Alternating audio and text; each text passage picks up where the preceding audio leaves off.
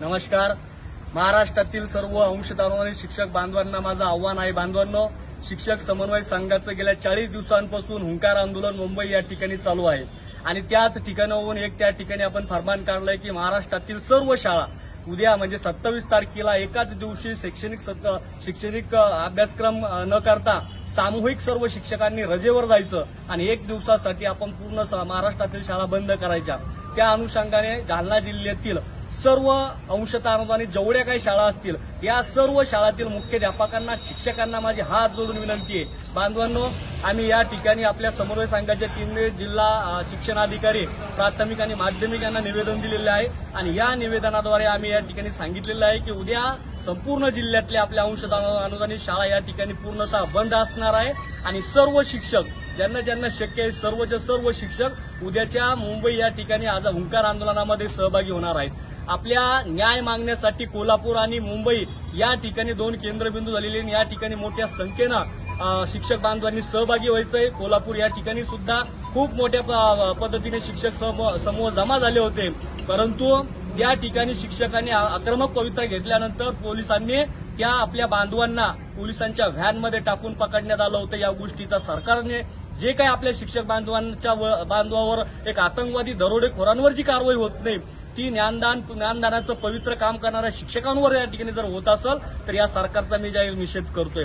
उद्याच्या कॅबिनेटमध्ये आपला टप्पा वेतनवाढीचा टप्प्यावाढसह त्या ठिकाणी त्रुटीपात्र शाळा असतील अघोषित शाळा असतील या सर्वांना न्याय मिळाला पाहिजे आणि हा विषय उद्याच्या कॅबिनेटला त्या ठिकाणी पूर्णतः घेतला पाहिजे. यासाठी आम्ही उद्या एक सरकारला एक इशारा म्हणून महाराष्ट्रातल्या संपूर्ण शाळा त्या ठिकाणी बंद करत आहोत. सर्व महाराष्ट्रातील 63,000 शिक्षक त्या ठिकाणी सामूहिक रजेवर जात आहेत.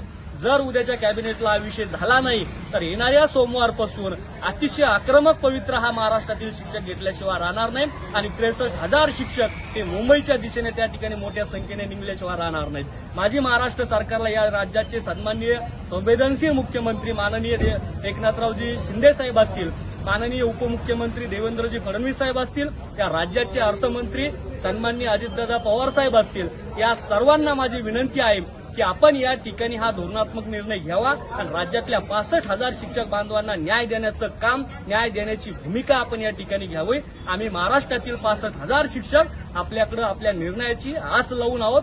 आपण अनेकांना न्याय दिला, आम्हालाही न्याय द्या एवढीच विनंती करतोय. हात जोडून विनंती करतो मी सरकारला आणि सरकारमधील सर्व त्या ठिकाणी असणारे आमदार असतील किंवा सर्वांना की या ठिकाणी आमच्या भाकरीसोबत राजकारण करू नका. तुमचं राजकारण तुम्हाला लक लाग, पण श्रेयवादासाठी महाराष्ट्रातील 65,000 शिक्षक बांधवांच्या भाकरीसोबत आपण राजकारण करू नये एवढीच विनंती करतोय आणि राज्यातील तेव्हा जालना जिल्ह्यातील सर्व शिक्षक बांधवांना विनंती करतोय. बांधवांनो, अतिशय रात्र वैरेची आहे. आचारसंहिता आपल्या मानगुटीवर येऊन बसलेली आहे. येणाऱ्या ऑक्टोबरमध्ये कधीही आचारसंहिता लागू शकते. त्यामुळं दिवस अतिशय कमी आहे आपल्याकडे. रात्र वैरेची आहे. निघेल त्या बसने आणि लागेल त्या बसने जसं तुम्हाला निघता येईल त्या पद्धतीने कोल्हापूर असेल किंवा मुंबई असेल त्या ठिकाणी मोठ्या संख्येने या आंदोलनामध्ये सहभागी होण्याचं आपण सगळ्या बांधवांनी त्या ठिकाणी काम करावं. कारण आता ही आंदोलनाची जबाबदारी आपल्या सर्वांची आहे. कुणाच्याही निमंत्रणाची वाट बघू नका, कारण आपल्या हक्काच्या पगारीसाठी आपण लढतो. आपल्या हक्काच्या पगारीसाठी आपण या ठिकाणी सहभागी झालं पाहिजे. महाराष्ट्रातील सर्व बांधवांना माझी विनंती आहे की आपण मोठ्या संख्येने मुंबईच्या दिशेने त्या ठिकाणी जावा. कारण आंदोलन काही जणांना जरी वाटत असेल की कॅबिनेटमध्ये विषय येऊन जाईल, मी नाही गेलो तर काय फरक पडणार आहे, पण फरक पडतो बांधवांनो.